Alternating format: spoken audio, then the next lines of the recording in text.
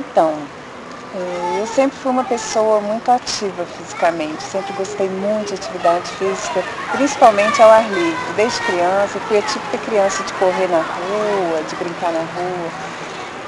Fiz balé, fiz muita atividade física, sempre me destaquei muito.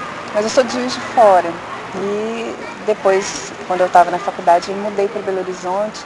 Eu passei 10 anos com uma vida totalmente sedentária, porque quando você está fora da sua cidade, não conhece pessoas, então eu tinha uma alimentação irregular, eu não trabalhava fora, então isso também fazia com que eu ficasse muito dentro de casa, me alimentava de uma forma errada. Somado a isso, eu também me investi muito nesse período da minha vida na minha formação intelectual, né? Então eu fiz muitos cursos.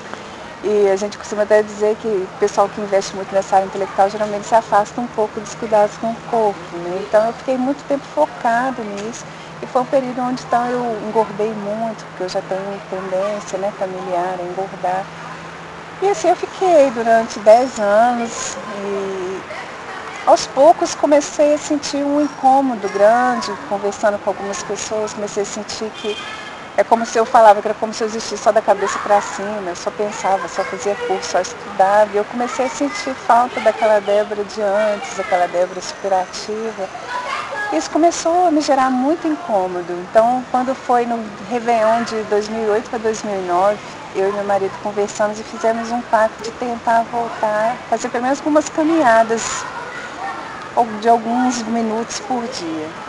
E acho que aí já tem uma dica interessante que a gente conversou, falou, não vamos, para quem está tão sedentário há tanto tempo, não vamos estabelecer metas muito ousadas, porque isso geralmente é o caminho para o fracasso. Então a gente falou, vamos tentar, se 3 vezes na semana a gente conseguir caminhar meia hora, já está ótimo para quem não fazia nada.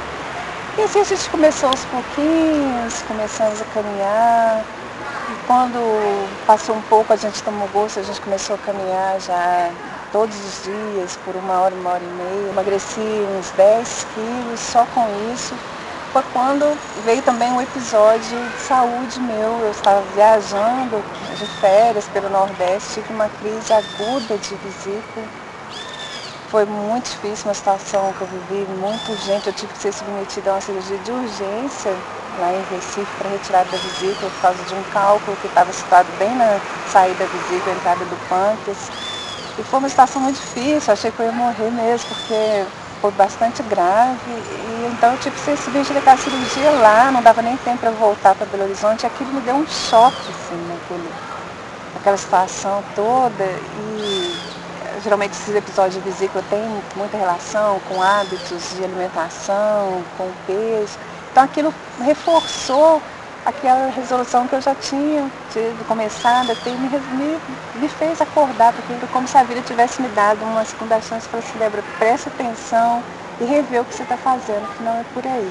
E aí eu comecei, intensifiquei mais ainda as caminhadas, depois que eu consegui voltar, e fui caminhando, cheguei a caminhar 10 quilômetros por dia e continuei emagrecendo. Nesse período ainda sem nenhuma orientação nutricional, nada, só com caminhada lógico, bem intensa, né? Não passei, caminhada com o objetivo mesmo de fazer atividade física.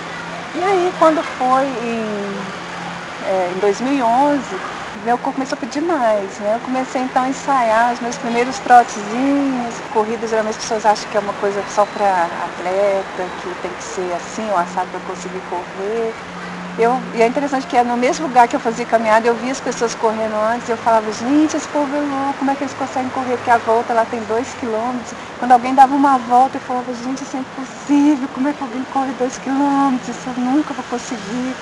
Aí eu consegui, comecei a correr 300 metros e andar 600, porque lá é marcado, né, a distância. Comecei a fazer assim, quando eu vi, eu dei minha primeira voltinha correndo, já 2 quilômetros, quando eu já terminei cantando para mim mesma, né, achando-se a pessoa mais. Né, isso, o principal é você ir percebendo como que você está melhorando, como que você está superando seus próprios limites, seus próprios desafios. E aí quando foi no final de 2011, eu já estava correndo sozinha 10 quilômetros.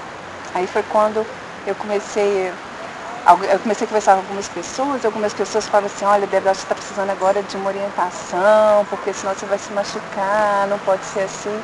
Aí foi onde eu procurei nutricionista, procurei academia para eu fazer fortalecimento, fazer musculação. Aí a nutricionista fez basicamente todo um preparo na minha alimentação, que não é nada muito louco, porque eu continuei emagrecendo, como ainda estou em processo de emagrecimento. E basicamente aquilo de comer de 3 em 3 horas, que foi o meu grande problema. Mesmo quando eu estava muito obesa, eu nunca fui uma pessoa de comer compulsivamente. Só que eu comia de manhã e ia comer à noite. Eu ficava o dia inteiro sem comer. E aí quando eu ia comer, eu só comia pão. Era só isso que acontecia. Isso é a pior coisa que você pode fazer para a alimentação. Então regulou minha alimentação, comendo de 3 em 3 horas. Eu como de tudo, não tenho grandes restrições, né? E assim vem fazendo até hoje.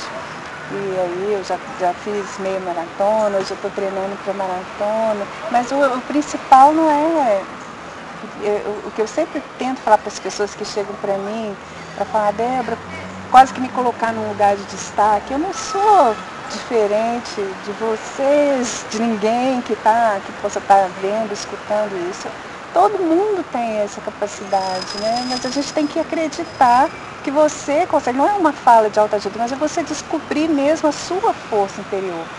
E ter paciência com você, com o seu processo, né? Porque aí fora vendem-se muitas ilusões, muitos métodos rápidos. Então acho que a gente na psicologia aprende uma coisa, que o corpo da gente tem uma história. Ninguém chega a ter um determinado peso, uma determinada cara de um dia para a noite. Então você também não vai desconstruir isso do dia para a noite. Não existe milagre. As pessoas querem milagres, as pessoas acham que fazendo cirurgia de redução do estômago é que vai resolver do dia para a noite. Eu conheço inúmeros casos que não foi assim.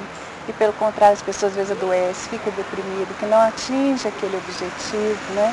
Eu não fiz cirurgia de redução de estômago, né? Acho que a cirurgia é para quem está realmente numa situação muito crítica, e hoje, infelizmente, não é isso que as pessoas estão fazendo. Pessoas saudáveis que poderiam emagrecer de uma outra forma, já estão partindo logo, porque quer o resultado imediato.